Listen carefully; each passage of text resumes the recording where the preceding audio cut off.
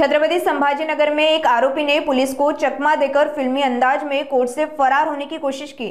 Phulambri police ने अमली पदार्थ मामले में वांछित आरोपी कारभारी श्यामलाल घुसिंगे को गिरफ्तारी वारंट पर गिरफ्तार कर न्यायालय में पेश किया था, लेकिन शाम को कोर्ट परिसर से बाहर निकलते ही आरोपी ने पुलिसकर्मी के हाथ को झटका देकर हथकड़ी सहित दौड़ लगाई और एक रिक्शा में बैठकर भागने लगा।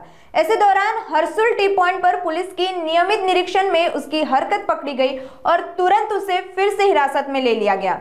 यह वही आरोपी है जो 2022 में अमली पदार्थ विरोधी कार्रवाई में फुलंब्री पुलिस अपराध में शामिल था और बार बार नोटिस भेजने के बावजूद अदालत में उपस्थित नहीं हो रहा था।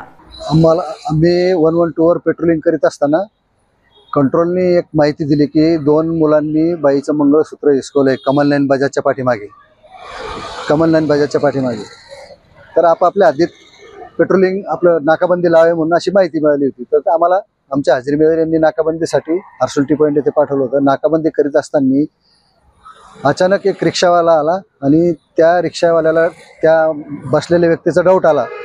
तर त्या रिक्षावाल्याने आमचे पुशे यांना माहिती दिली की बा असा आरोपी आहे, त्याच्या हातात हतकडी आहे। मग आमचे सहकारी पुशे यांनी त्याला पकडलं। आम्ही ताबडतोब मी आणि माझ्यासोबत PSI ढोणे, असं ट्रॅफिकचे PSI ढोणे असे आम्ही जाऊन मदत करून आम्ही त्याला आमच्या 112 मोबाईलमध्ये बसून त्याला विचारपूस केली। त्यांनी कळवले की मला फुलंब्री पोलीस स्टेशनचे कर्मचारी कोर्टात घेऊन आले होते, तिथून मी निघून आलो।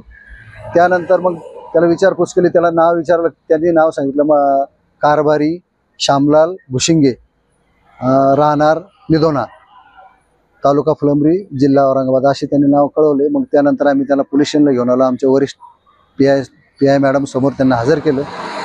PI मॅडमने त्याची चौकशी केली। मी त्यांनी कळवलं की फुलंब्रीचे कर्मचारी, मग फुलंब्री PIला फोन करून त्यांचा माहिती दिली। ते कर्मचारी आले, त्यांच्या ताब्यात पुढील कारवाई आम्ही आमच्या मॅडमच्या आदेशाने त्यांच्या ताब्यात देण्यात आला। आरोप माझं नाव पोलीस हेड कॉन्स्टेबल कदम।